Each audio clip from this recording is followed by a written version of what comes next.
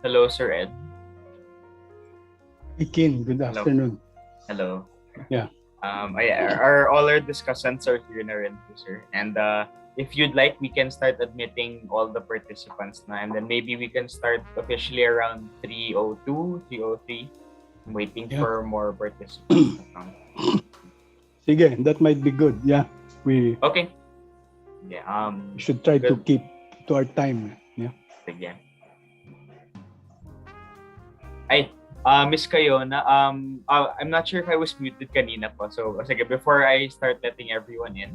So, the official order of discussions will be Archbishop Ledesma, and then Miss Kayona, your second po. And then Prof. Ampi will be the third and last po.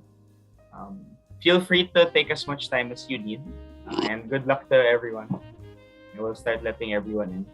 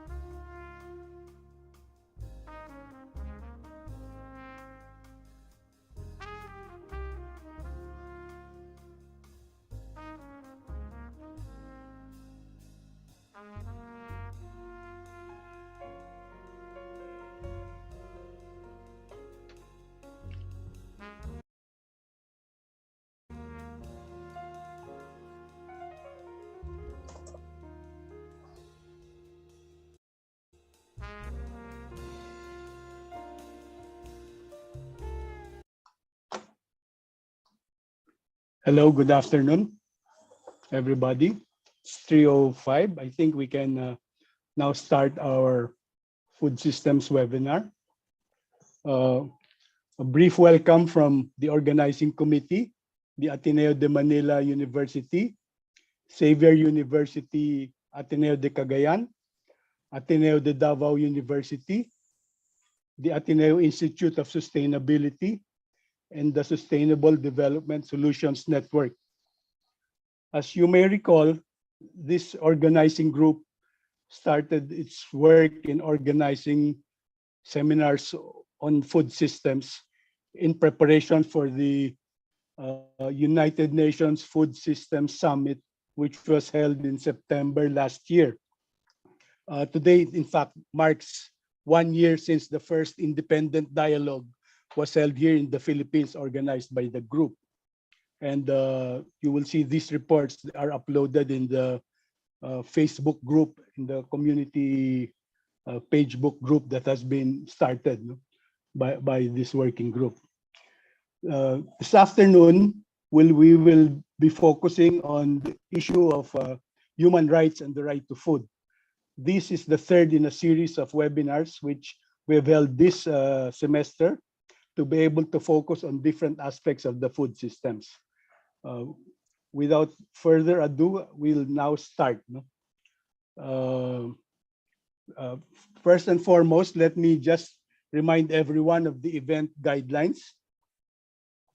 First, kindly note that the program is being recorded via Zoom and YouTube, and which will be made available publicly. The event is also live streamed via YouTube through this link, https://goateneo.edu fsw-chel-yt. All participants are muted automatically as they enter the meeting room. Throughout the meeting, kindly type in any comments or questions at the chat box. This will include the questions addressed to the discussants, as we'll see later on. There will be an assessment or an evaluation survey at the end of this webinar. Requests for e-certificates will be made available to those who have accomplished the evaluation form, and the link will be made available towards the latter part of the meeting.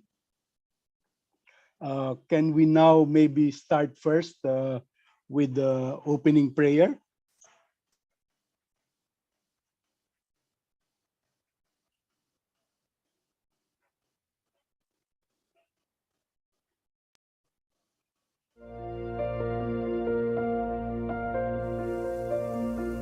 Prayer for our earth. All-powerful God, you are present in the whole universe and in the smallest of your creatures. You embrace with your tenderness all that exists. Pour out upon us the power of your love that we may protect life and beauty.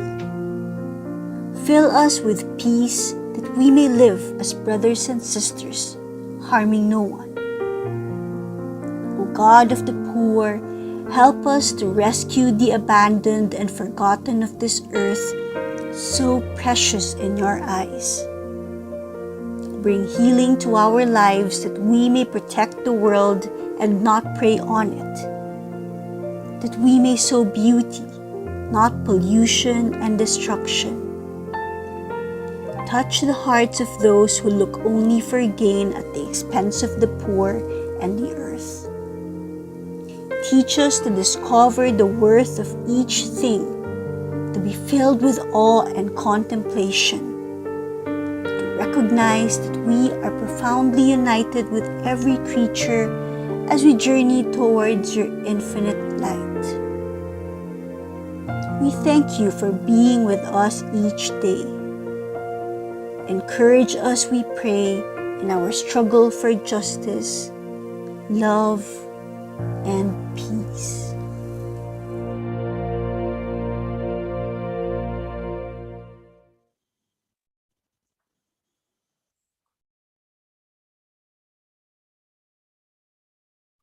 All right. Thank you for that opening prayer. This afternoon, before we start, before I introduce, call the first speaker, just a brief note to remind everybody that this has been a series of 3 webinars. No?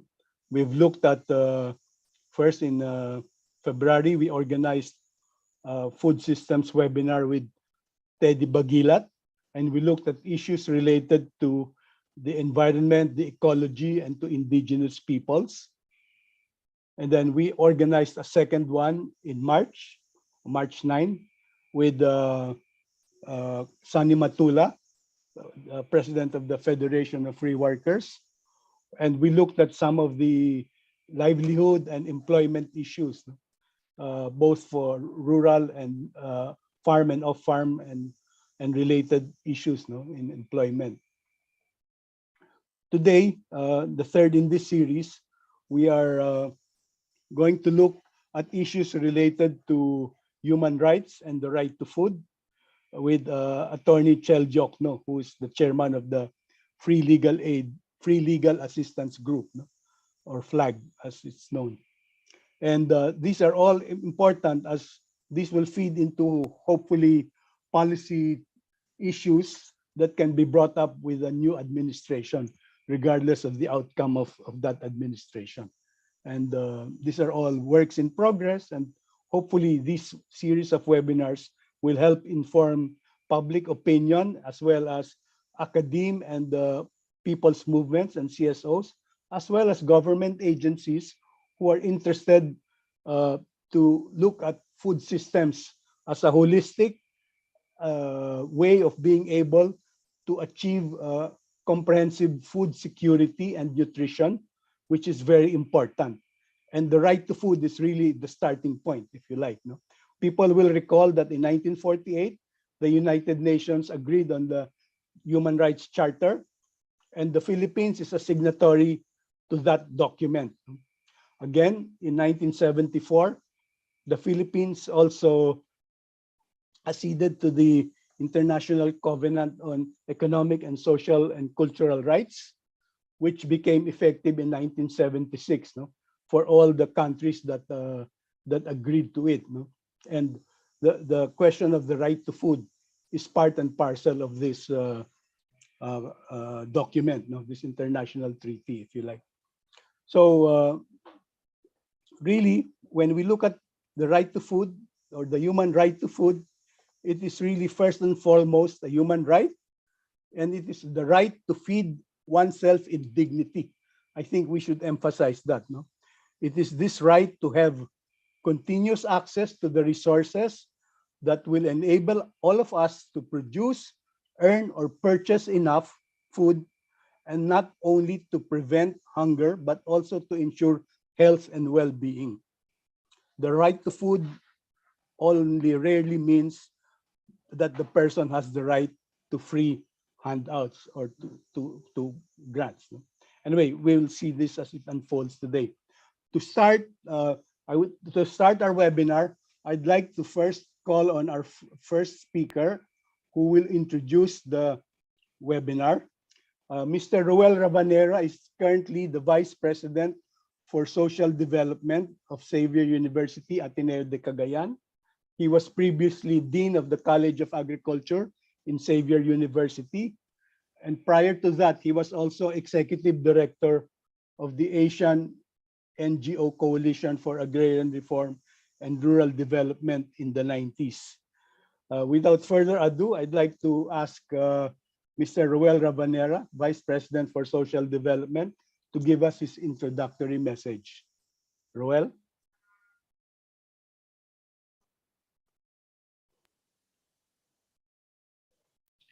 Good afternoon to all our distinguished guests, resource persons, and to all who have registered and logged in to this webinar.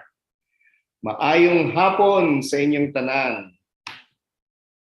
On behalf of Ateneo de Manila University, Ateneo Institute of Sustainability, Ateneo de Davao University, Sustainable Development Solutions Network Philippines, Joint Working Group on Zero Hunger, and Xavier University, Ateneo de Cagayan, I would like to formally welcome you all to this webinar series on sustainable food systems and the future.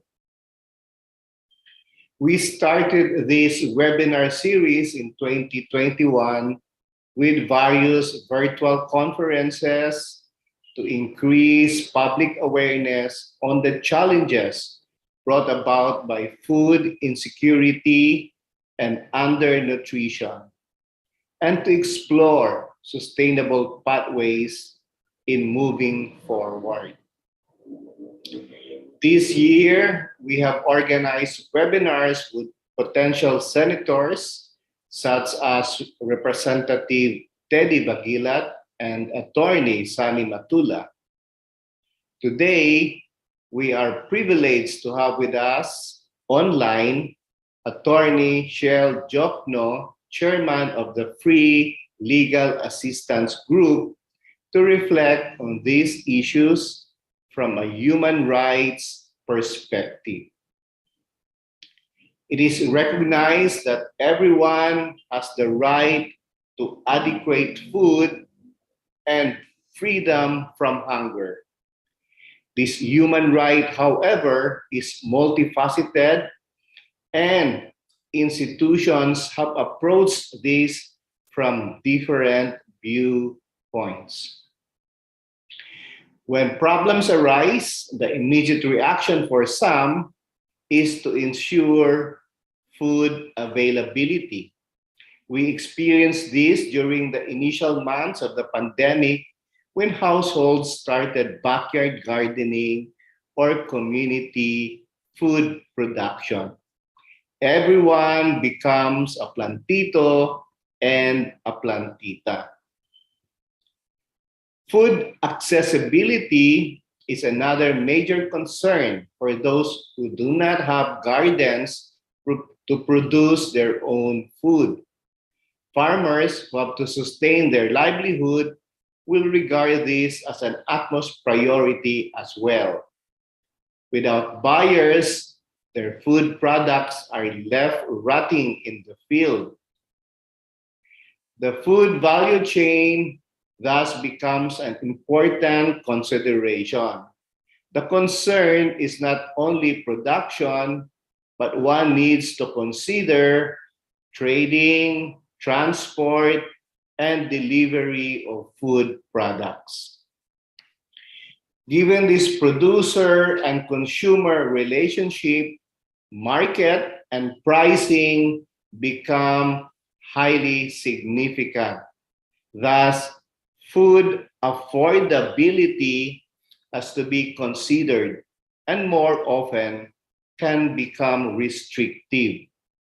The food may be available and accessible, but if the price is very expensive, consumers, especially those who are in the margins, may be excluded.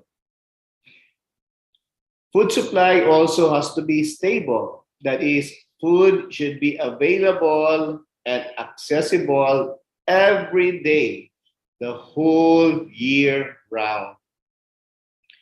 The question is, how have we fared over these years?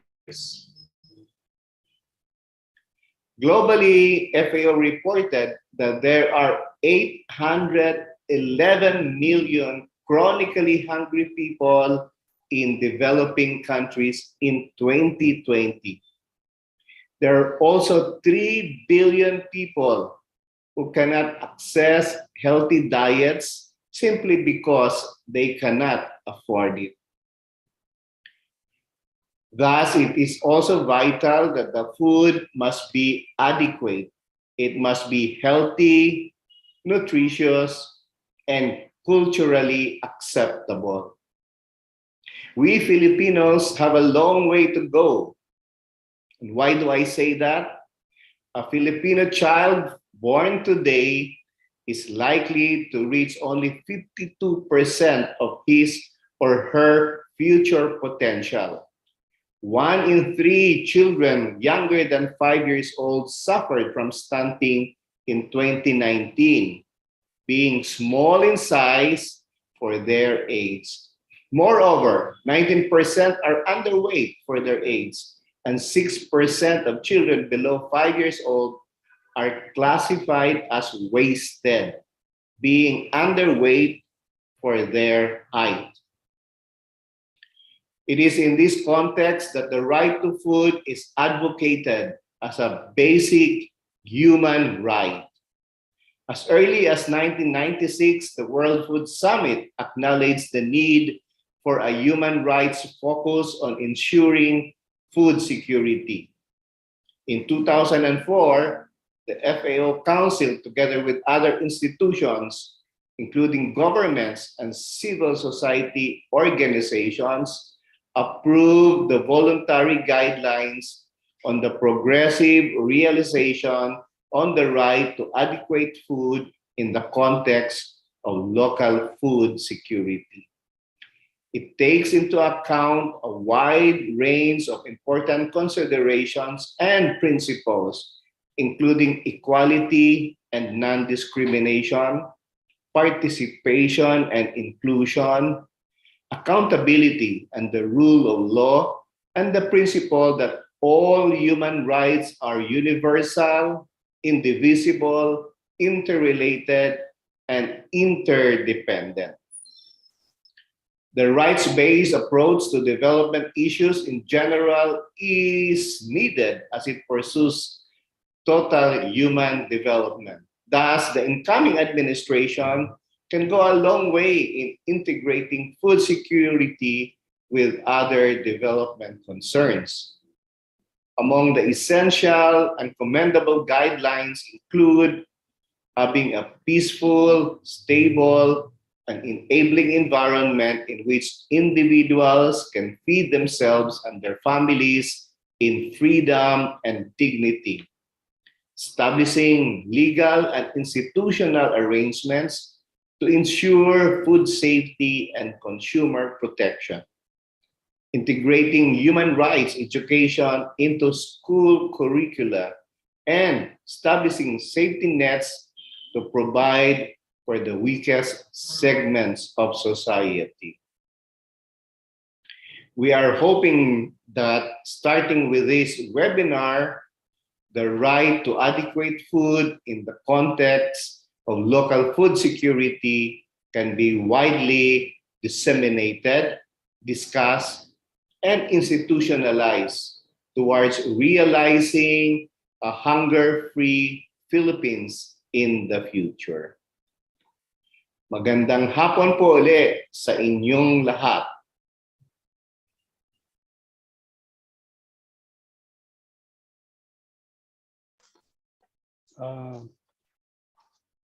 Thank you very much, Roel, for that very comprehensive introduction to the webinar and to the issues that face us.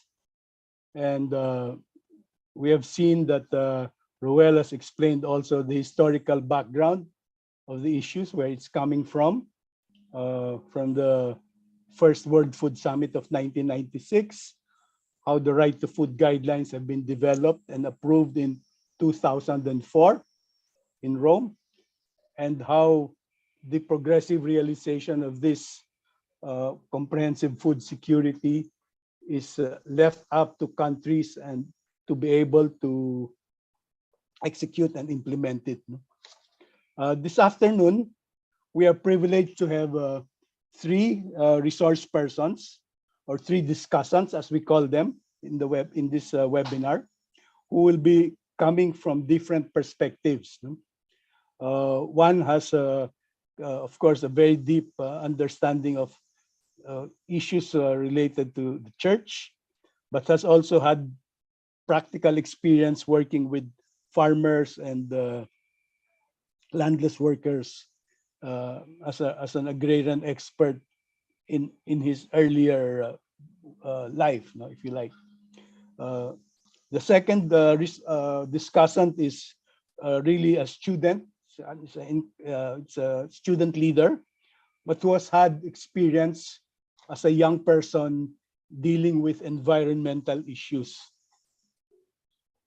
And then our third discussant is a professor from the Ateneo Law School who will look at the rights of the child, primarily, from a human rights perspective. So we have three different resource persons. And so the first is Archbishop Antonio J. Ledesma, SJ, who is the Archbishop Emeritus of Cagayan de Oro, as he retired as Archbishop about 2 years ago. Archbishop Tony has been chair of the CBCP Episcopal Commission on Mutual Relations.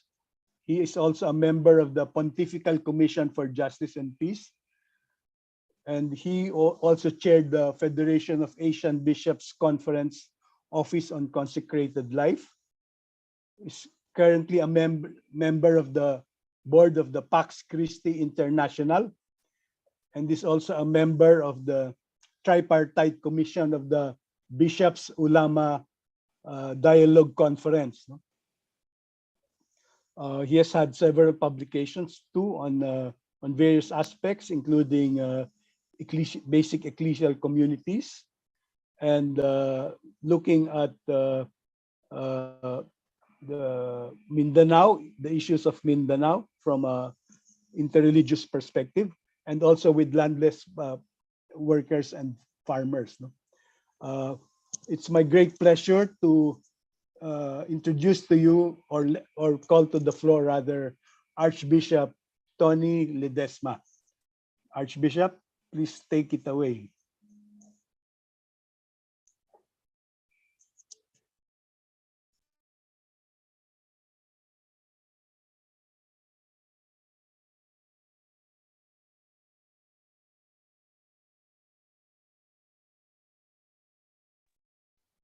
Archbishop Tony, you're muted.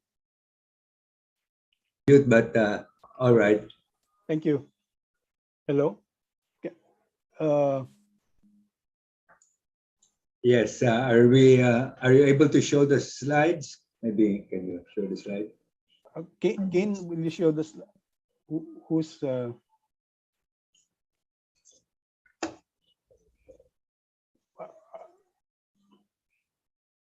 We need Kane, to are we post. showing the slides from us? Sir Joaquin, can you please show or share the screen, the Share screen.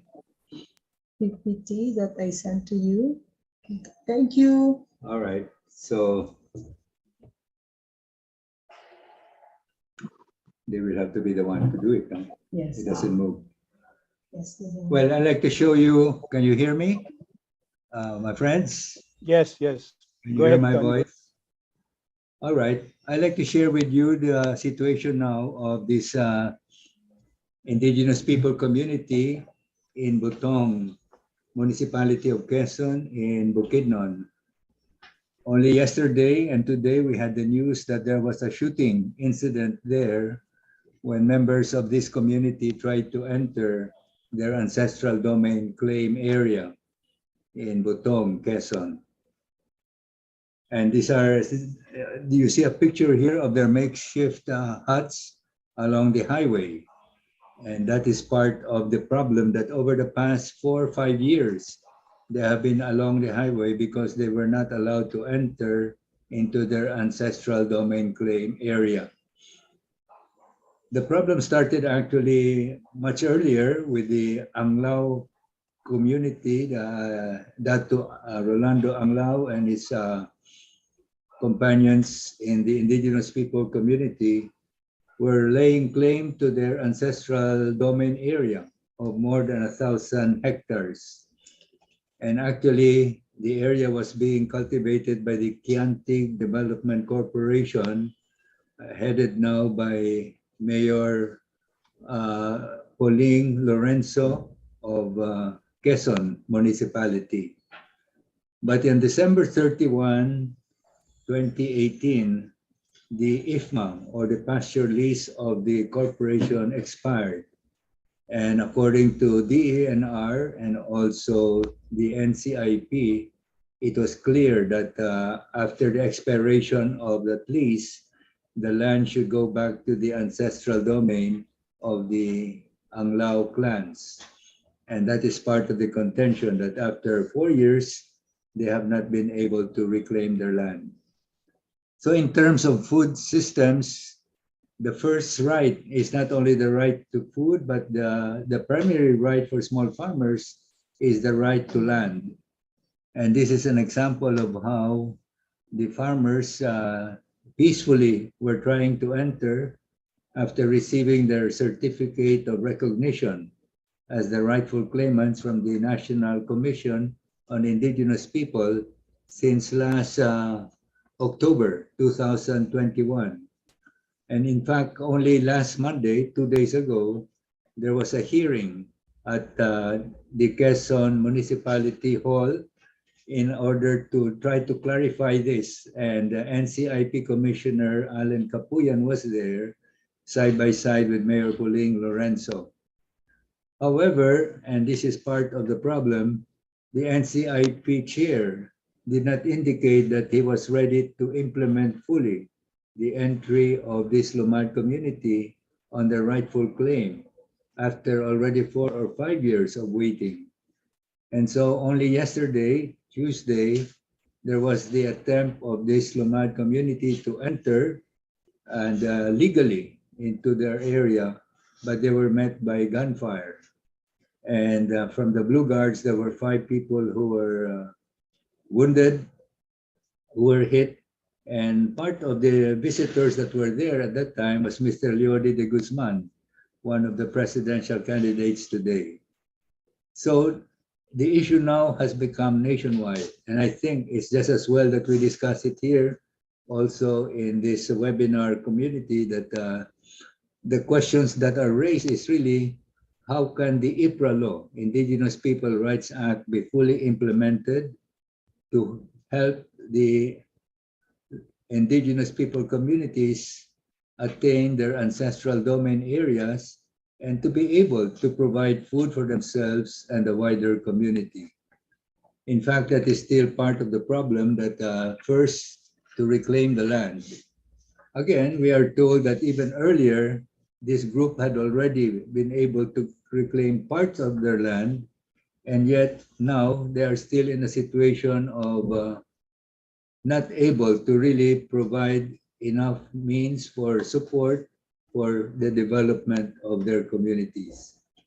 So I think that is the larger problem, in addition to just reclaiming their ancestral domain, is the next step is how to help the Indigenous people communities attain a better development model in order to ensure food security.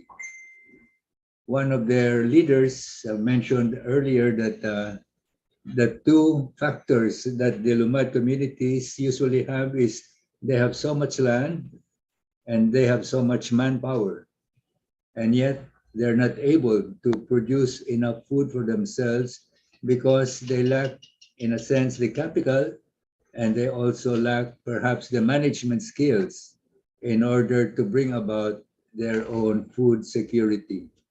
And this is where I think cooperatives can come in to help them gain the management skills to take care of their capital needs and to make them qualified to avail themselves of bank loans from government banks or private institutions or from NGOs. And actually, one example given now in our own discussion in the Lumad platform, which we have started here in discussing the problems of the Indigenous people communities over the past 6 months. One success story is that in Malaybalay, there is a group called Buktamako, the Bukidnon Tagaloan cooperative, that is able to maintain their 1,000, initially 100 hectares, by entering into inclusive business with agricultural corporation called Kenemer in cacao production. So in that sense, they're able to, inclusive business means that they're able to tie up with a corporation that can provide them with the technology And on their part, once they have formed a cooperative, they were able then to avail of a bank loan that enabled them to start the planting of the cacao seedlings, and now to try to gain some income from that. So it is in this sense, I think that there is some hope and some possibility of helping indigenous people communities if there is the proper combination of land area, manpower, and also on the other side, capital and technology and market that can be provided by a partner from outside. In this sense, the Lumad community are still able to retain ownership of their land, but in the other side, they're able to avail of the services and the management skills and know-how and technology of a partner corporation or NGO. So that is part of the problem, because looking back at the wider context of Bukidnon, we are told that over the past 6 years, there have been at least 91 killings of IP leaders, datus, and leaders of the IP communities, and many of these with impunity. There has been no justice that was given to the Lumad communities. And one partner in this advocacy, Mr. Orlando Rabanera, has been also trying to bring this up to the attention of the wider public. And so right now, in the sense that this news of the shooting has come out in the national papers, I think this is an opportune time for lawyers and also for NCIP and for government agencies themselves, as well as the church groups, to be able to bring up the question again of how the proper implementation of the Indigenous People Rights Act can first provide the ancestral domain claim of the IP communities, but going beyond that, also to help them in their development efforts by helping them set up viable cooperatives and also perhaps tie up it through inclusive business with corporations that are able to extend help to them in terms of providing the market and the management skills. So it is with that, I think that I would like to leave behind the challenge to this group that food systems include, first of all, again, the right to land for small farmers. And many of the members of the IP community are really small farmers. But going beyond that, also how for them to increase their food production in terms of forming cooperatives that can avail now of production loans and can avail of access to markets by tying up with other corporations or NGOs that can be of help to them.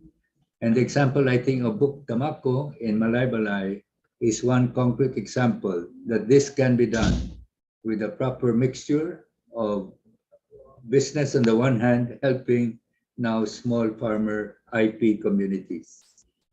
So it is with that, I think that we can carry on the discussion later, but at this stage, we present the problem to you that the very first step, the right to land is being obstructed by corporations that are already there and do not want to honor the expiration of their lease to the land and to return the ancestral domain area to the rightful IP communities. Thank you for your attention.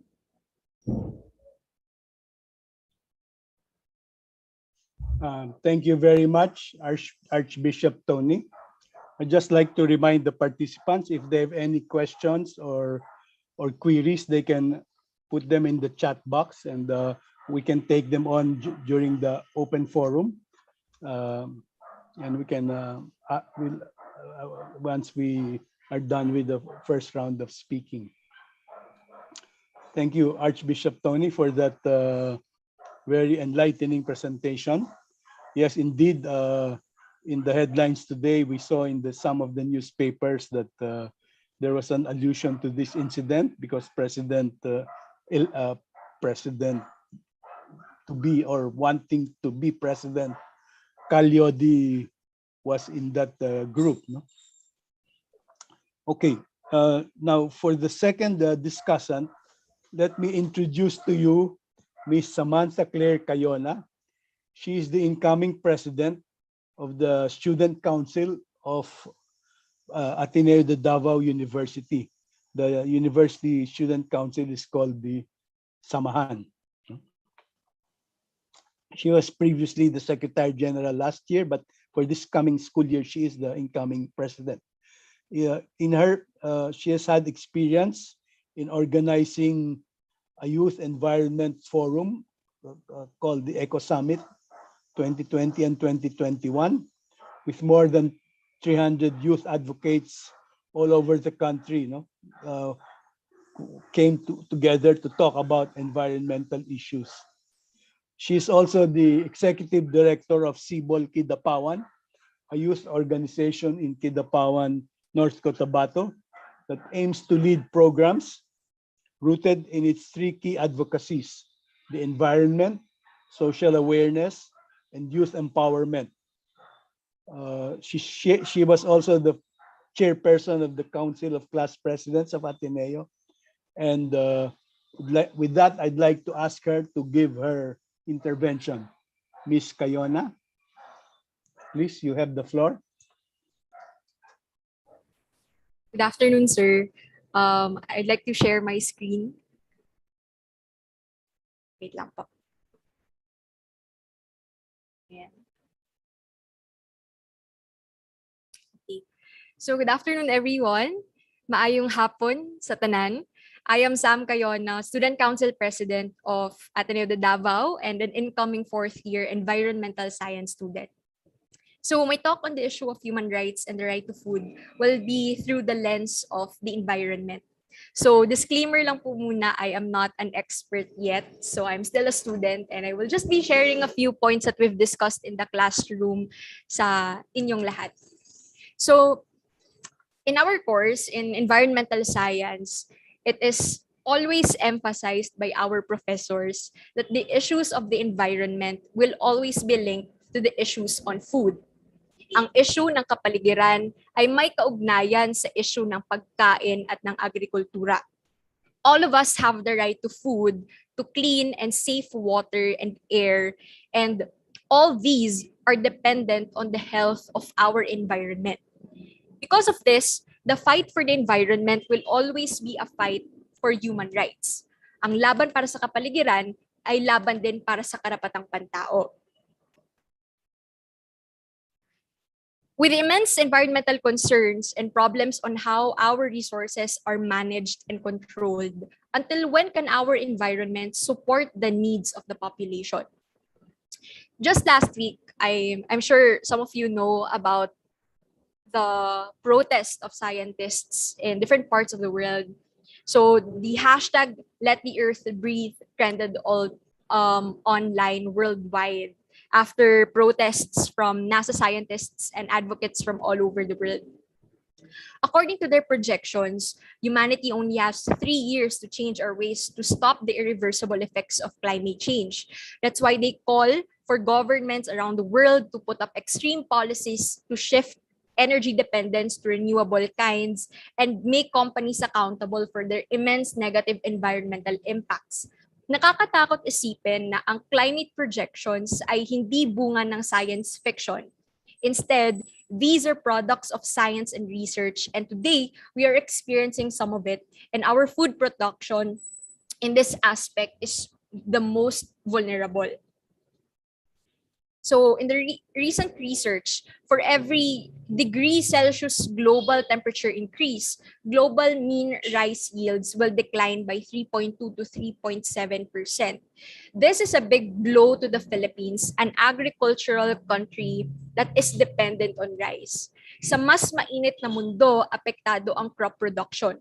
So hindi lang rice, pati na rin ang mais, ibang mga wheat, and there are also researches na apektado din yung fruit-bearing trees like rambutan, mga mangga, durian, etc. So nag-iiba-iba na yung weather patterns, yung rainfall patterns, kaya apektado din kung kailan namumunga yung iba't ibang mga fruit-bearing trees. So aside from this, our country is also vulnerable to climate-induced hazards. And in this, our agri-fishery sectors are the most vulnerable. So despite the Philippines contributing only 0.3% of the world's total greenhouse gases emissions, we are the most vulnerable to climate-related hazards. For me, napaka-unfair nito. Kasi napaka-konti lang ng contribution ng Philippines to the greenhouse gas emissions, pero tayo yung may napakalaking nare-receive na negative impact from typhoons, from different calamities, no? And mas nagiging intense yung mga typhoon and mas marami nang pumapasok sa atin sa Philippines na mga malalakas na typhoons. So last week we were hit by Typhoon Agaton and there were a lot of videos online showing how farmers were devastated of the typhoons. So napaka-weird din if you noticed na we're in the middle of summer, it's April, pero may bagyo sa Pilipinas. So these are products of the changes in weather patterns in the world. So these headlines show the damage of typhoons to the country. So last year, if you can recall, Typhoon Odette or Typhoon Rai devastated different areas in Visayas and some parts of Mindanao. So a lot of you might have known how Siargao was impacted. Their tourism industry was negatively affected by Typhoon Odette. And right now, they are still recovering, no? And napakalaki ng damage ng Typhoon Odette sa iba't ibang parte ng Visayas at Mindanao. And that farming and fishing industries were the most affected. And as you can see here, billions yung losses natin when it comes to the effects of these typhoons. And in this headline, it's emphasized here yung importation ng Pilipinas. Unfortunately, importation will never be sustainable. For example, we're in deficit of the supply of rice. Swerte tayo ngayon, we can import in different areas or different countries in Asia. But there will come a time, according to researchers, na nawala na ding supply yung ibang country. So where will we get our supply of rice? So importation will never be sustainable. Kaya sabi nga ni Father earlier, it's very important that we invest on food security, that the Philippines is sustainable. Unfortunately, ito nga yung challenge para sa atin sa Pilipinas, no? Ang daming ang laki ng impact ng typhoons, ng environmental or ng climate-induced hazards sa atin, lalong-lalo na sa ating farming industry. So aside from food and on land, no, may food din tayo underwater. Of course, the fishes. Unfortunately, warmer oceans mean fewer fishes. In one of our discussions sa ecology class namin, our professor was discussing this research in Asia na marami sa mga fishes, they migrate to different areas because mainit na yung areas kung saan sila before. So they migrate to cooler areas. And so the fishermen have difficulty trying to figure out saan na yung mga fishes, saan na sila kukuha or sa harvest ng kanilang mga fish. So it is also a challenge, no? Warmer oceans mean fewer fishes. May challenge din sa fish kill. This is very common in Lake Cebu. You can research about it. Maraming mga fisher folks doon na nagkakaproblema kasi ang laki ng problem din ng fish kill at some parts of the year, no? Aside from that, there's also coral bleaching. I recommend that you watch the documentary Chasing Corals in Netflix to understand the issue more. But siguro to simplify, when we imagine underwater, di ba syempre colorful ng mga corals, di ba? But at certain point, kung masyado nang mainit, the polyps, yung organisms in the corals, they die. And so these corals, they lose their colors. So in effect, when they die, the fishes are also affected because the coral reefs are the areas where they breed. these are the areas parang subdivision nila, or um parang areas where they breed, where they take shelter, etc. So these are very important. So when they die, where will the fishes go? So it actually affects also the population of our fisheries. And yun, this is something na hindi pa masyado explored in the Philippines. Wala pa masyadong research on how coral bleaching affects our fish population right now. So, yun, I recommend for everyone to watch the Chasing Corals documentary in Netflix. Maraming mga scientists ang nagsa-study na ng coral bleaching in different parts of the world. But yun, sa Philippines, problema yung lack of data pa natin, yung information to explore the extent of effects of coral bleaching. So ilan lamang ito sa problema na kinakaharap natin when it comes to our food underwater. So right now,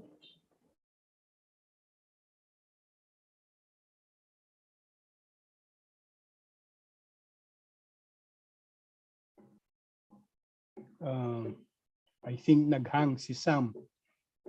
Samantha, are you still with us?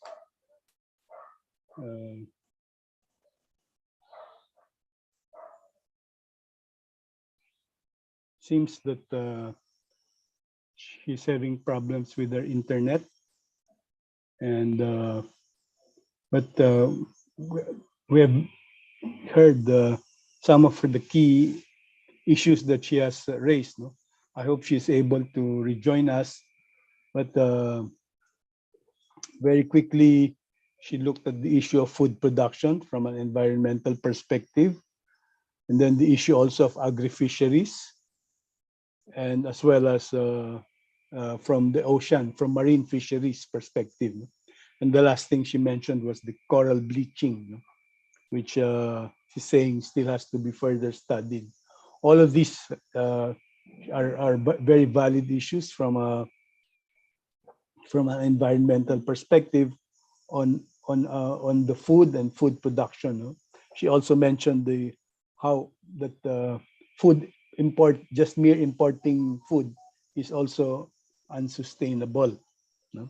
She mentioned that. No?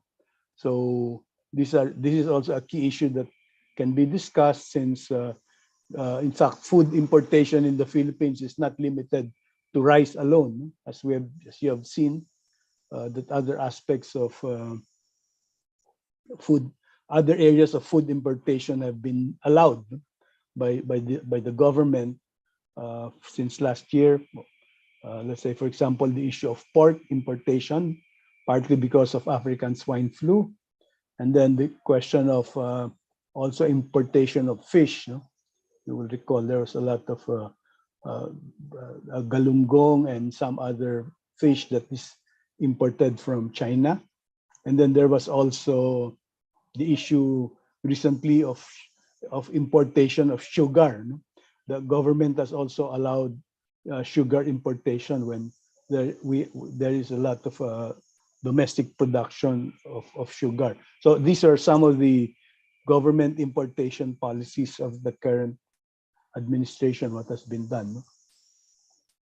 I'm not sure if we're getting we're getting her back, but I think we can stop with that, as she has been able to expound on her key issues. No, thank you very much for your input, Sam, and I hope you can come back and join us if your internet connectivity becomes more stable. So for now, we can pass on to our third webinar speaker, and she's known as Professor Amparita Santa Maria. She graduated in the Ateneo Law School, from Ateneo de Manila University, and took her master's or graduate studies as Masters of Law at the University of Toronto in Canada. She has since been a law faculty member of the Ateneo Law School since 1991, so a long-standing faculty member. and is currently the director of the Graduate Legal Studies Institute, as well as the Urdua Women's Desk of the Ateneo Human Rights Center.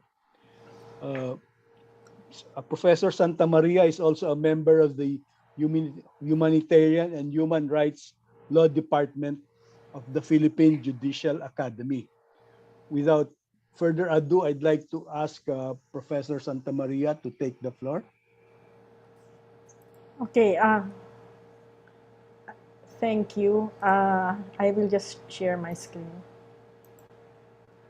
Okay, I think dapat nauna ko in the sense na I'm going to talk about the framing of the right to food and food security, no? Kasi that was what parang yun yung comfort level ko.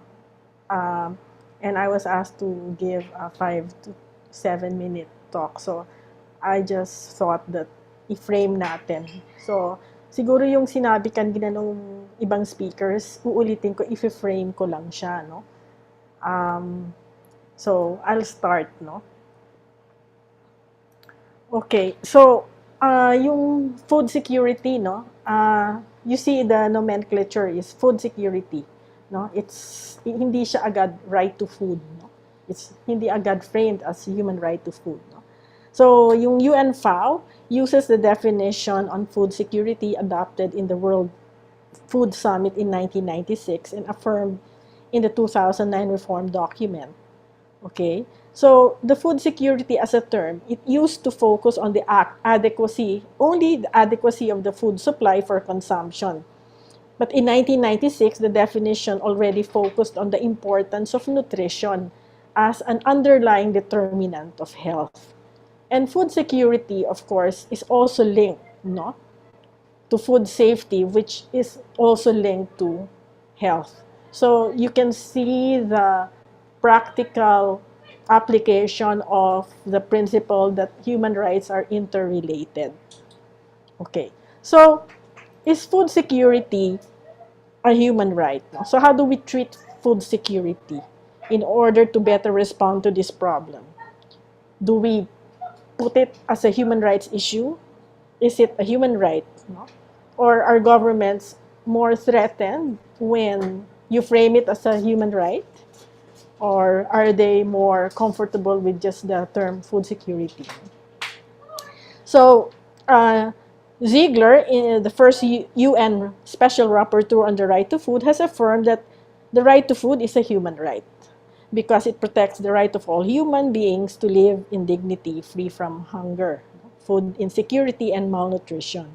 So it's not about charity, but about ensuring that all people have the capacity to feed themselves in dignity. Okay. So even in the Universal Declaration of Human Rights, it was already articulated, no? Yung right to food. And it has become a legal obligation under international law. Okay, so in 1966, the International Covenant on Economic, Social, and Cultural Rights was adopted, which provides a legal guarantee for the fundamental right to be free from hunger, as well as the progressive realization of the right to adequate food. Why progressive realization? Kasi hindi pare-pareho yung measurement ng kakayahan ng different countries who are parties to the convention. So, some countries are rich, some countries are already stable in terms of food security.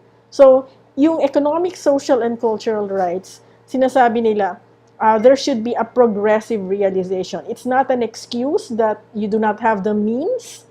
While it is not an excuse that you do not have the means to fulfill all these rights, you are parang given parang strategy that at least do not go back. No? It has to be a progressive realization. Kapag nandiyan na, hindi mo na pwedeng i-deny. And then the end goal is to progressively realize the economic, social, and cultural rights katulad ng right to food. Okay, so these general comments, no? General comments are explanation of the expert committee of the economic, social, and cultural rights in articulating what do the provisions in the ICESCR mean, okay? Kasi when we interpret human rights treaties, we also are progressive about it, which means yung pinirmahan nila noong 1966, okay? Hindi lang yun ang meaning, okay? Hindi lang yun ang meaning or we're stuck to the commitment in 1966. So continuously, the committee is interpreting, no, what the provisions mean, and therefore interpreting the mandate of the countries who signed the convention. Okay? So, the committee affirms that the right to adequate food is indivisibly linked to the inherent dignity of human person and is indispensable for the fulfillment of human rights. It is also inseparable from social justice, requiring the adoption of appropriate economic poverty and the fulfillment of all human rights. While the general comment in the right to health, no, general comment number 14, it says it is interpreted as extending not only to the timely and appropriate health care, but also to the underlying determinants of health, one of which is water and food, no? Sanitation, okay? Health, occupational, and environmental conditions, and access to health-related education and information, including on sexual and reproductive health. A further important aspect is the participation of the population, diba? So that they can own the programs. They can say that they have a stake, they're the real stakeholders, no, in all health-related decision-making at the community, national, and international levels. Okay. So what I did is to compare, no, the FAO's 4 dimensions of food security, and if you frame it as a right, as a human right under the ICESCR. So, yung dimension like for the FAO, the availability of sufficient quantities of food of appropriate quality, no? Supplied through domestic production or imports, including food aid.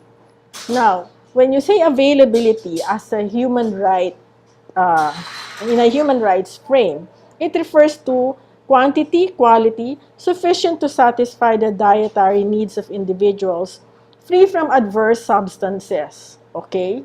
So, kailangan meron ding initiative from the government to ensure that the government, that the fertilizers and all the chemicals are safe, no, are not harmful. And they are acceptable within a given culture. Yun na nga. So, rice tayo, no? So, you cannot say, oh, the government has given you enough corn or enough wheat. Okay? Kailangan yung exercise natin ng food is culturally appropriate. San tayo masanay, ano yung kinakain natin, no? And then also, availability, ibig sabihin, pati processing and market systems, no? That can move food from the site of production to where it is needed in accordance with demand. So, siyempre, papasok na rin dyan yung how accessible, no? How accessible is the food. Marami nga, hindi mo naman maabot. Wala namang kalye, kaya mahal din. You cannot afford it, di ba? Pero nandyan in terms of supply. So, yun yung essence ng availability. Now, access, according to FAO, okay, it means access by individuals to adequate resources for acquiring appropriate foods for a nutritious diet. So, in the term entitlements, they are defined as a set of all commodity bundles over which a person can establish command given the legal, political, economic, and social arrangements of the community in which they live. Now, accessibility, in human rights terms, it has to be economically accessible. Okay, acquisition of food for an adequate diet should be attained without the other basic needs being compromised. So again, it's interrelated and indivisible. Okay, So, hindi pwedeng, marami ka namang food. So, okay lang na wala kang adequate shelter. Di ba? Hindi pwedeng gano'n. O, marami ka na naman dole outs. So, wag ka nang humingi ng parang opportunity to be able to work. Yun ang nga sinabi kanina, di ba? Right to food, to be able to access it or obtain it in dignity, hindi dole out. Okay? And also, physical accessibility. Okay? Implies that adequate food must be accessible to everyone, especially vulnerable groups, including physically vulnerable individuals, such as infants and young children, elderly, the physically disabled, the terminally ill, and persons with persistent medical problems, including those with mental health conditions. Okay. So, utilization of food through adequate diet according to the pillars of FAO, okay, includes adequate diet, clean water, sanitation, and healthcare to reach a state of nutritional well-being where all physiological needs are met. Okay. Now, for ICESCR, it recognizes the right of everyone to an adequate standard of living. Okay, so the determinants of the adequate standards of living include food, okay, to be free from hunger. So it includes the methods of production, conservation, and distribution. So yung mga hindi kasama sa rationing, no? So ano yon? Violation din yun ng right to food. Bakit ka ini-exclude? Is it because of your gender, your disability, your political belief? So if you are discriminated, for example, no? Lalo na nung nagka-COVID tayo, bakit hindi ka nabibigyan ng barangay? Or bakit yung iba meron, ikaw wala? No? Whenever an individual or group is unable for reasons beyond their control to enjoy the right to adequate food by the means at their disposal, now, states have the obligation to fulfill that right directly. This obligation applies for persons who are victims of natural and other disasters. Now, the last pillar is stability, no? To be food secure, a population, household, or individual must have access to adequate food at all times. Yun, kanina inuulit-ulit yun, no? They should not risk losing access to food as a consequence of sudden shocks. For example, an economic or climatic crisis or cyclical events. The concept of stability can therefore refer to both availability and access dimensions of food security. Now, in ICESCR, the notion also is intrinsically linked to the notion of adequate food or food security, implying that food being accessible for both not only now, in the now, but also in the future generations. No?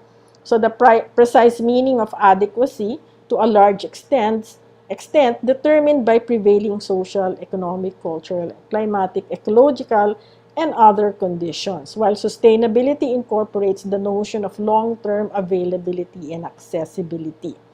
So in the COVID era, no, the right to adequate food was talagang challenge, no? The pandemic has demonstrated the importance of prevention, preparedness, access, and affordability of healthy diets. There is a need to adopt an integrated approach that pays closer attention to the linkage between food, health, and all human rights. Now, for children, okay, so as far as the Convention on the Rights of the Child, it also emphasizes the child's highest standard of health. No? Yan yung article, no? 24 and 27, including adequate nutrition, which means food and water, shelter, and clothing. Okay.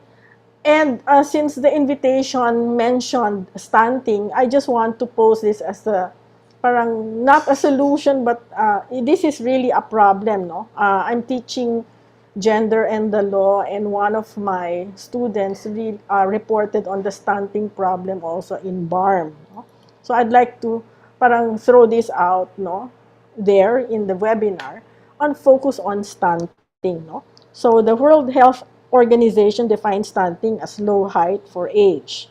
It is the result of chronic or recurrent undernutrition, usually associated with poverty, poor maternal health and nutrition, frequent illness, and or inappropriate feeding and care in early life.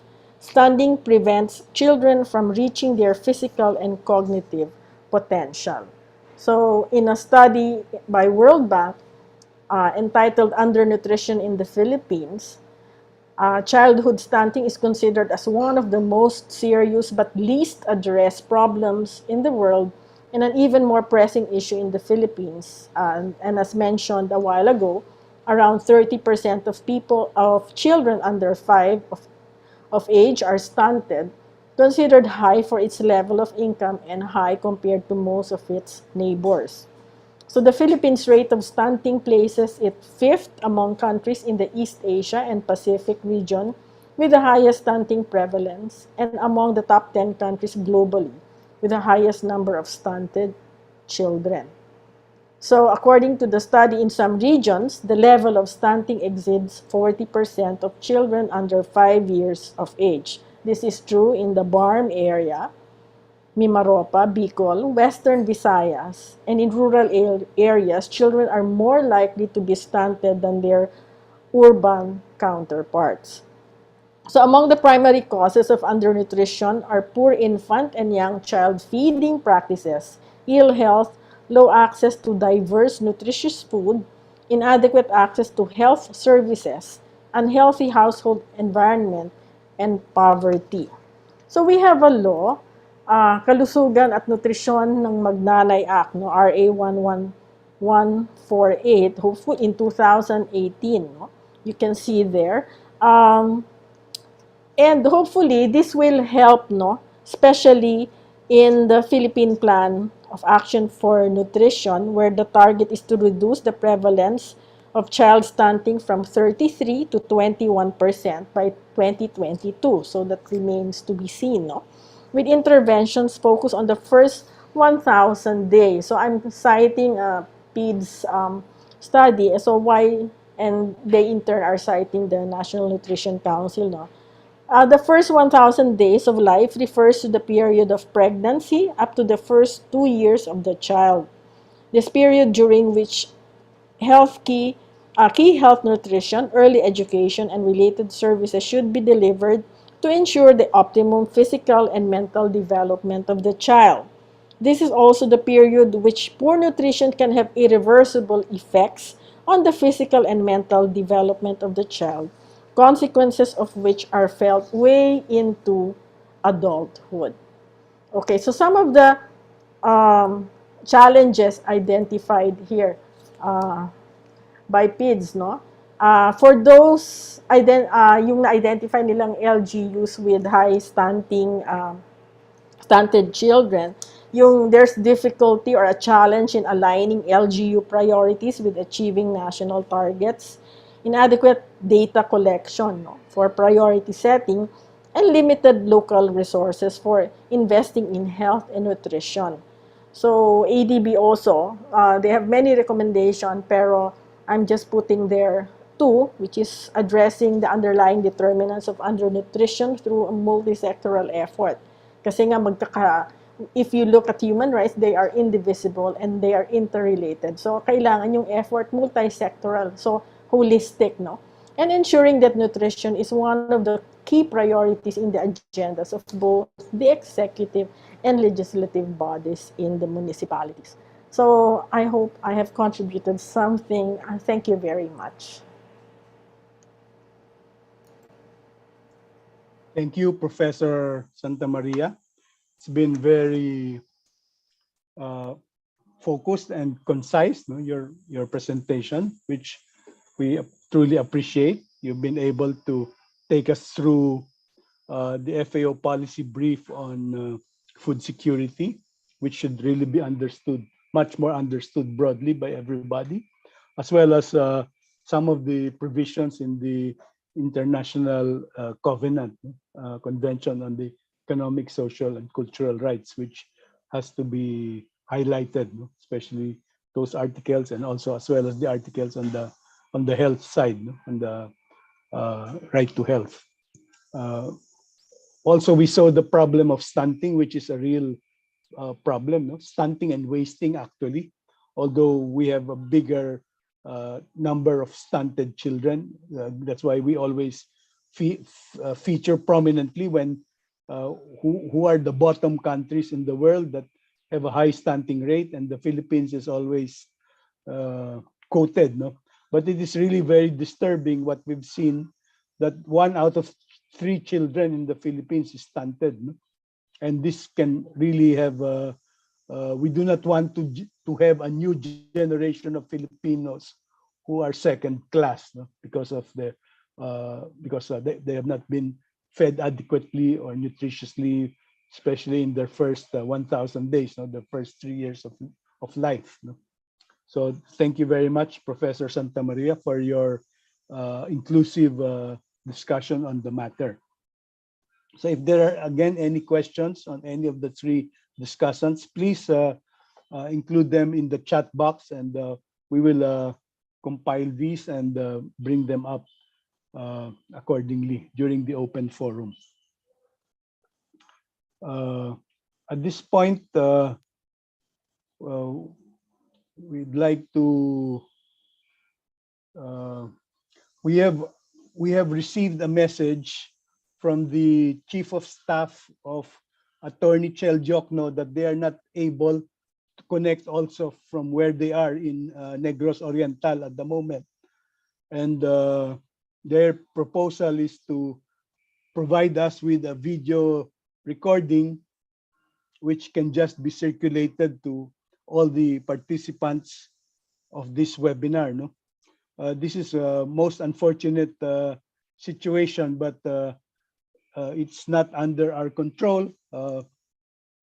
We have been assured that we would have participation from Attorney Chel Jokno, and that he would be able to give us a good input on the subject, no? However, given the situation, and we know also that the Philippines internet connectivity is not something to be proud of, meaning there's a lot more room for improvement. I'd like to keep it that way, no? I mean, since this is not under our control, we will not have Attorney Chel Jokno's input this afternoon, but they have promised to send it. So we have over 400 people registered in this webinar, and of which about half are here. So what we would like to do is to just send you the link to the file that we will receive from Attorney Jokno's office, and make sure that you receive it, no? In the meantime, we will also put the proceedings of this recorded webinar so that it is also easily accessible to all of you and to the others, no, who are not here this afternoon.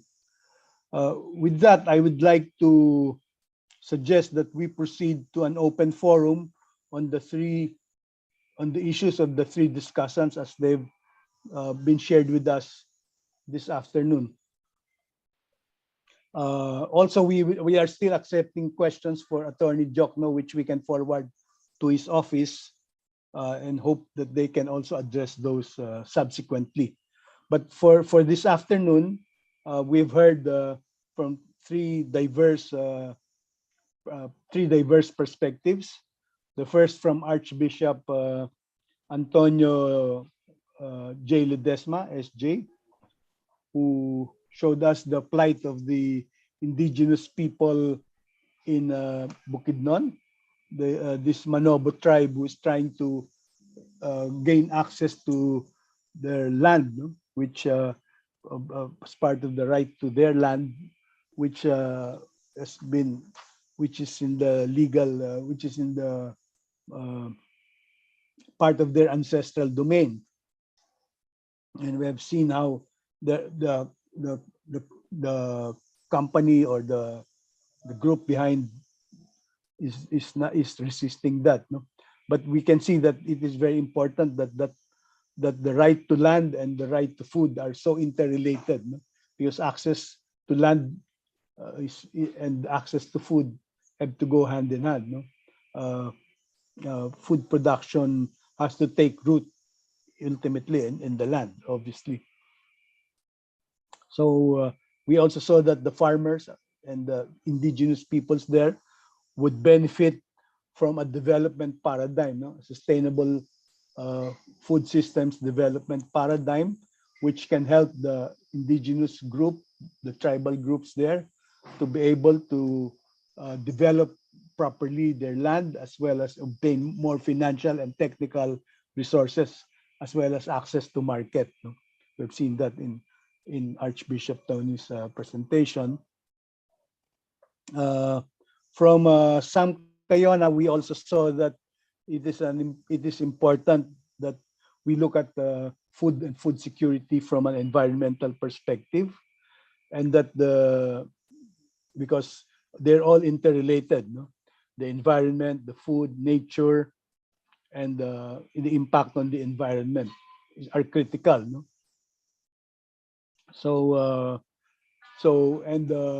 She was telling us that in a few years, if transformation is not achieved, greenhouse gas emissions will go up, and the climate, the heating up of the temperature in the climate, no, will increase, and that can have an impact on actual production. No? She cited rice production, which could go down by from 3 to 3.5 or 3.7% decrease, and then she also showed us that for agro fisheries, no, that we are also absorbing a lot of the negative impacts, as well as also for fish in the oceans. No? The fewer fishes, or the fish migrate actually to cooler climates, so it's becoming a problem for food security. And then she also pointed out the issue of coral bleaching. No? Although these are new areas which really need more study and more data, no? We have to see the outputs, the impacts, and on the environment. No? She also discussed the issue of food importation, which is unsustainable, as she hearing it from her own words.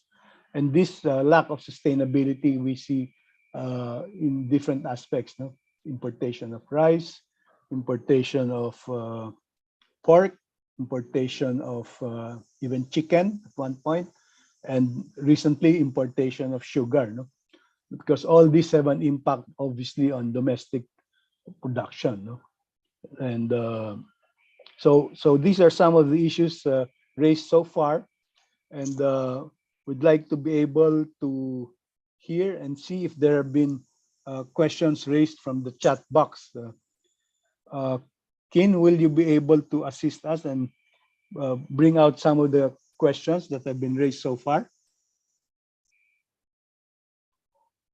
Hello, yes, I have gathered some questions here, and as we can field this to Attorney Chel Jokna, if our discussants would want to join us also for this open forum, they may answer some questions, because I think in the chat box, some of the questions were fielded to you as well.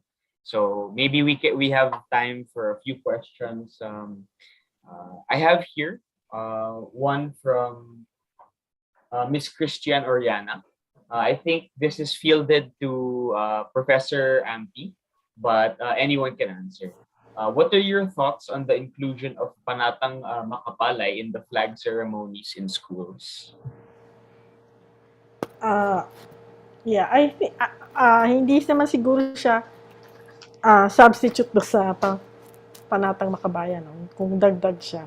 Maganda yan kasi I think that was also endorsed dahil gusto nilang emphasize for that particular period of time yung kahalagahan ng palay ng ating agriculture. So, it's parang maganda siyang practice. Kung halimbawa every month, meron tayong ginugunita. For example, March, no, it's International Women's Day, so pwede ka rin sa yung idadagdag mo sa iyong pledge ay tayo ay magiging support natin ang women empowerment or hindi natin isusulong yung karahasan laban sa babae. Tapos, pag December, Migrant Workers Day naman. So, I think it's a good practice that, especially in schools, that they are given a specific focus on a certain period of time to just raise their awareness, no, sa mga issues na outside probably sa pinag-aaralan nila, pero at least meron silang ginugunita na, oo nga, this is something which we can be conscious about. Yan.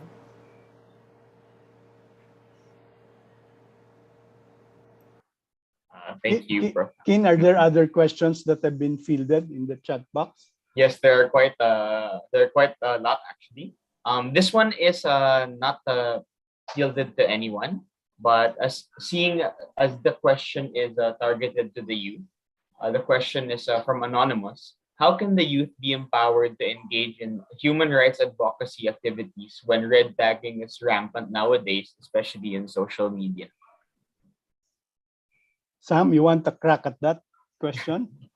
Hello, sir. Can you repeat the question? Sorry, medyo putol-putol pa po on my end. Oh, I'm sorry. How can the youth be empowered to engage in human rights advocacy activities when red tagging is rampant nowadays, especially in social media?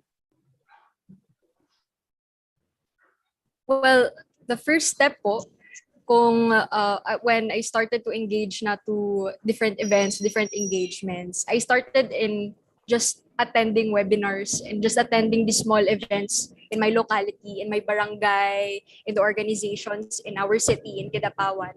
So, the first step of being empowered is to allow yourself to be empowered.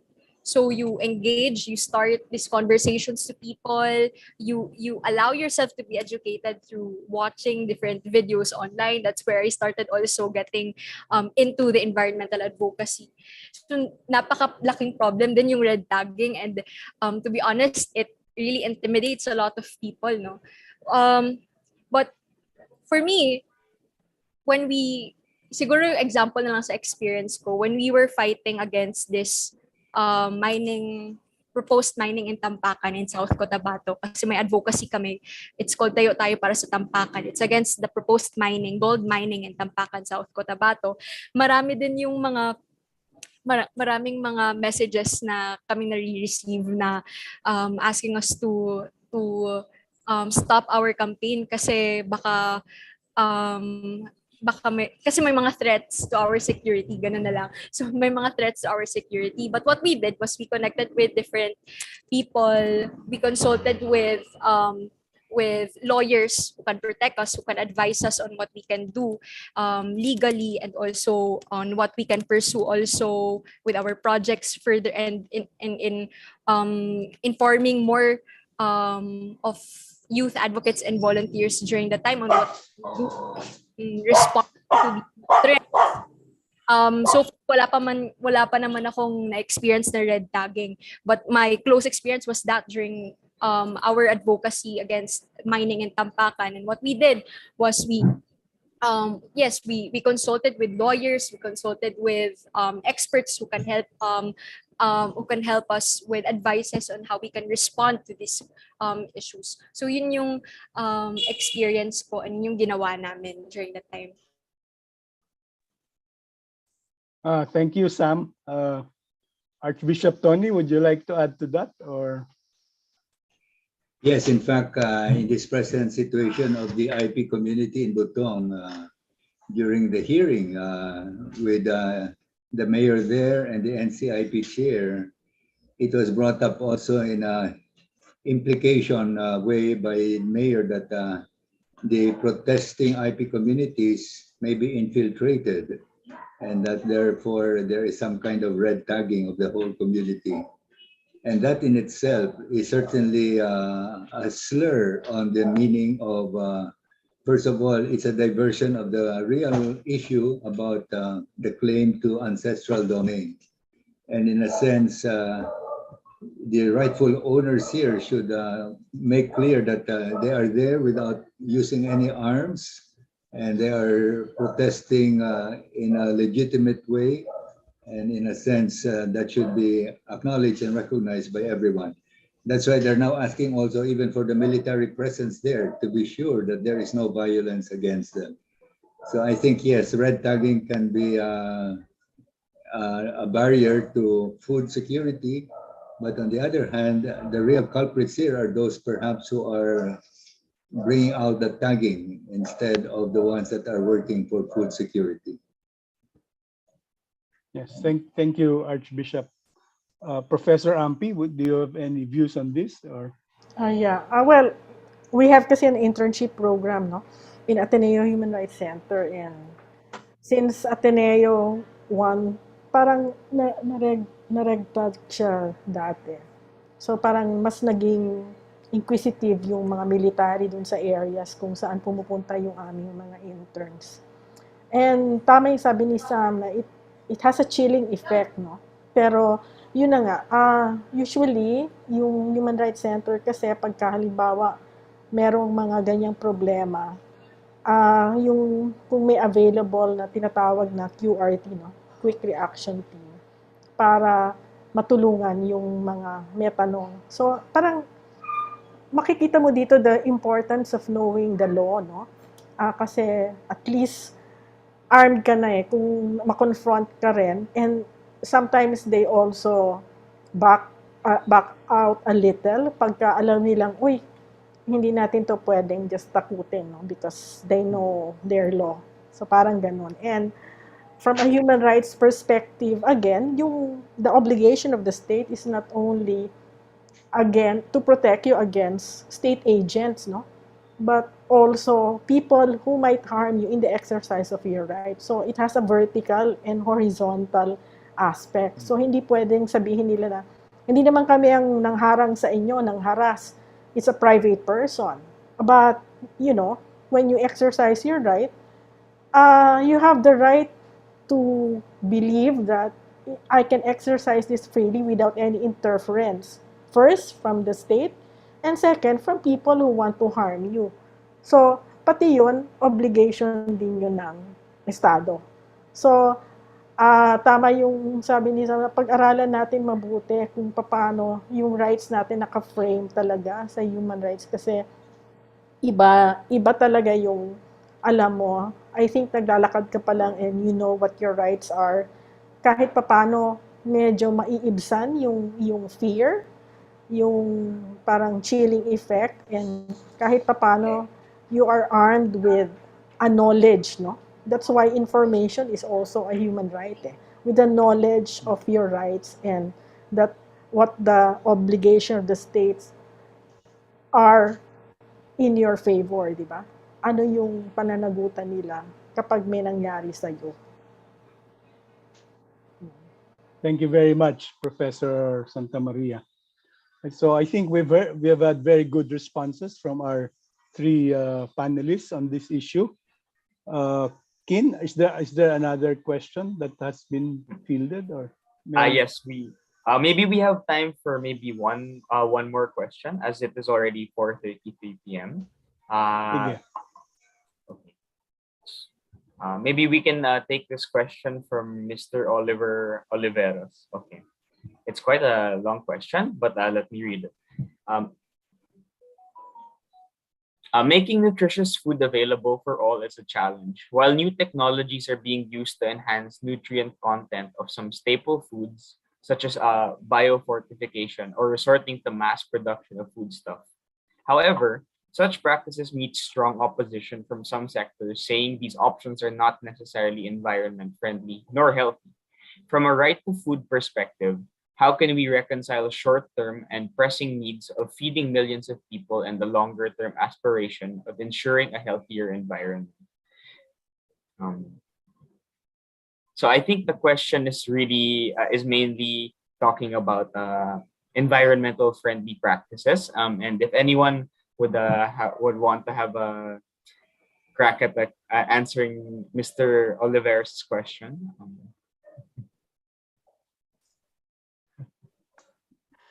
Archbishop Maybe- Tony, do you want to start?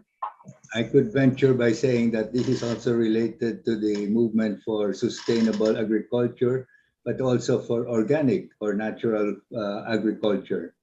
And that in the long run, many people now say that organic agriculture is really the way to help create a healthier society instead of relying on maybe genetically modified organisms or chemical-based agriculture that could endanger in the long run the health of the population.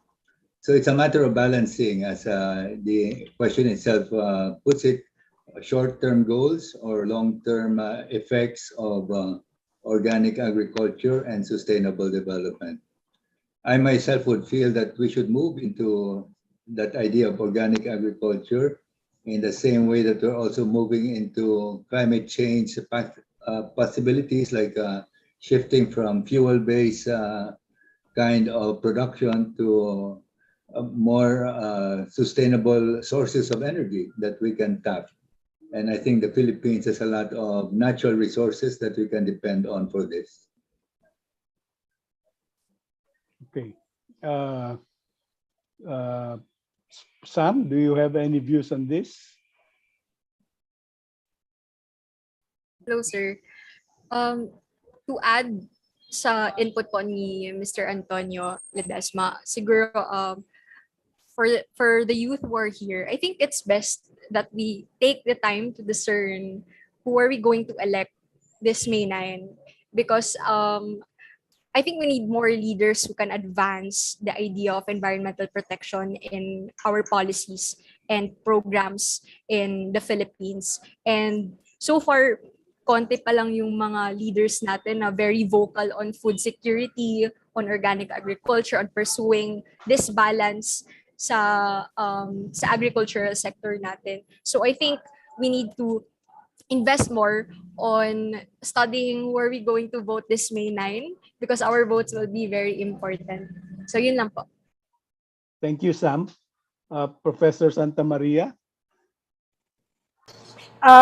Well, may napanood ako dun sa BBC kasi yung gera ngayon sa Ukraine and Russia, di ba, they produce most of the wheat in the world. Tapos parang and yung oil and gas, parang tinatanong yung Norway, why aren't you producing more for Europe? Ang sinabi nila, because we are producing it in a sustainable manner. So, parang sabi nga ni Father, it's balancing of interest kasi you cannot produce more if you want it to be more sustainable and environmentally friendly. And daw, sabi nila, so, paano mauurong ba yung parang move against coal, because Germany and I think another country in Europe has already said that they might go back to coal.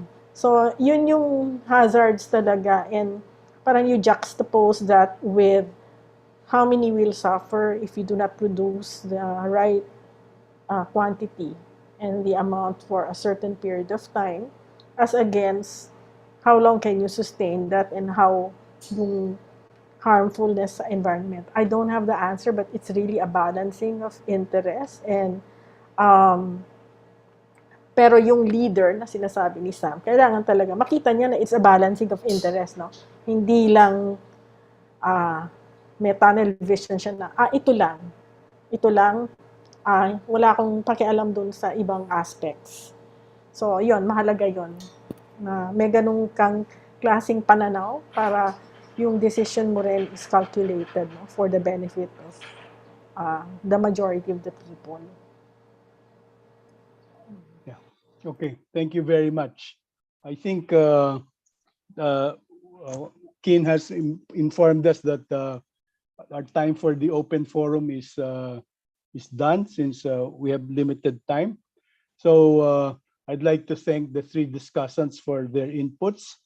I've already tried to highlight some of their issues previously, so I don't think we need another synthesis on this point. So perhaps what I'd like to do now is just to remind people that we will do two things. One is that the recording of this video will be made publicly available. It will be in the public domain. We can send it to all the registered participants, as well as those who, we will also put it on the Facebook page of the group. And then we will also be sending you the link to the video message of Attorney Chel Diokno, who unfortunately could not join us this afternoon because of internet connectivity problems from Negros Oriental. We sincerely apologize for this, but it's beyond our control. But the Chief of Staff of Attorney Diokno assured us that we should be receiving it quite soon, as the recording, no? So that we are able to share it with all of you. And again, we will send this out to everyone. Now, so perhaps I'd like to, I have not really prepared any closing remarks, but I'd just like to again thank the community, no?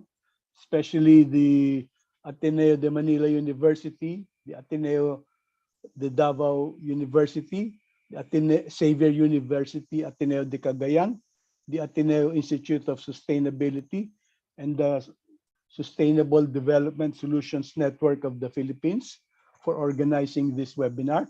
We'd like to thank our three very informative discussants this afternoon. Archbishop Antonio J. Ledesma, SJ, Archbishop Emeritus of Cagayan de Oro, for his presentation and insights.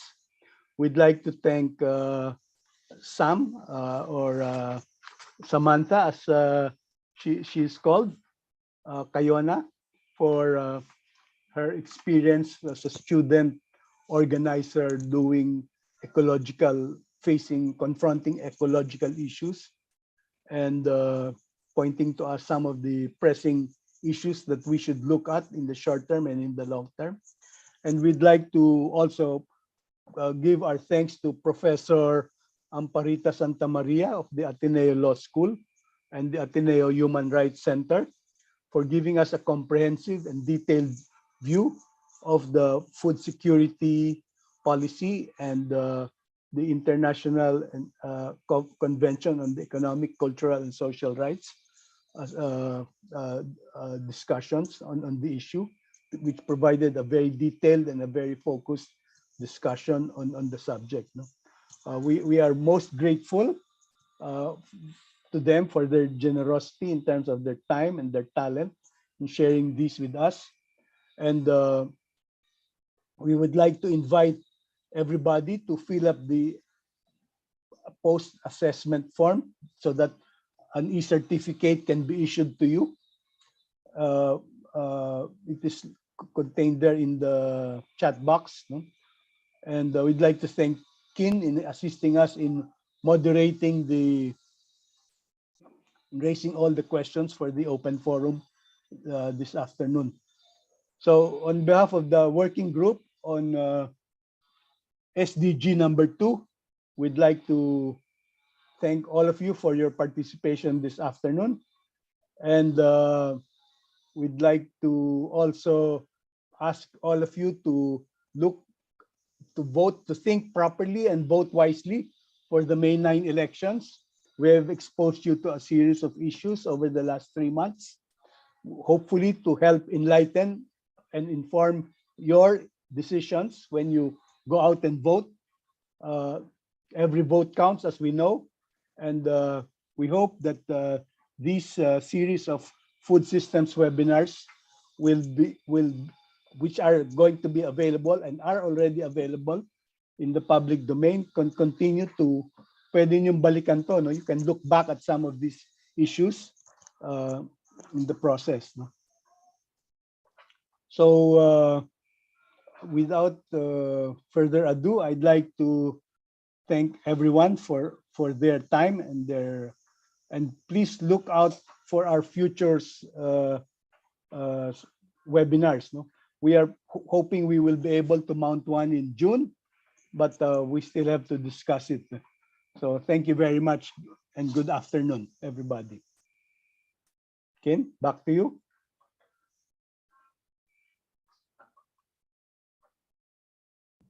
Hello, everyone. Thank you for attending this third in our webinar series.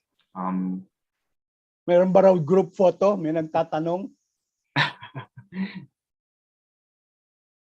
uh, Unfortunately, since we don't have a 30 child here, maybe we can save the group photo if ever he would come. Okay, Okay. fair enough. Sige, maraming salamat po sa inyong lahat, sa ating lahat. And good afternoon, everyone. Please join our Facebook group, Food Systems Community Dialogues. This is how the page looks like. And so that you can also have access to the recordings, no? Or even the previous recordings of all the previous webinars we've organized since the first one in April 2021, no? The Independent Dialogue for the Food Systems Summit, which was our first event. Thank you. Good afternoon to all.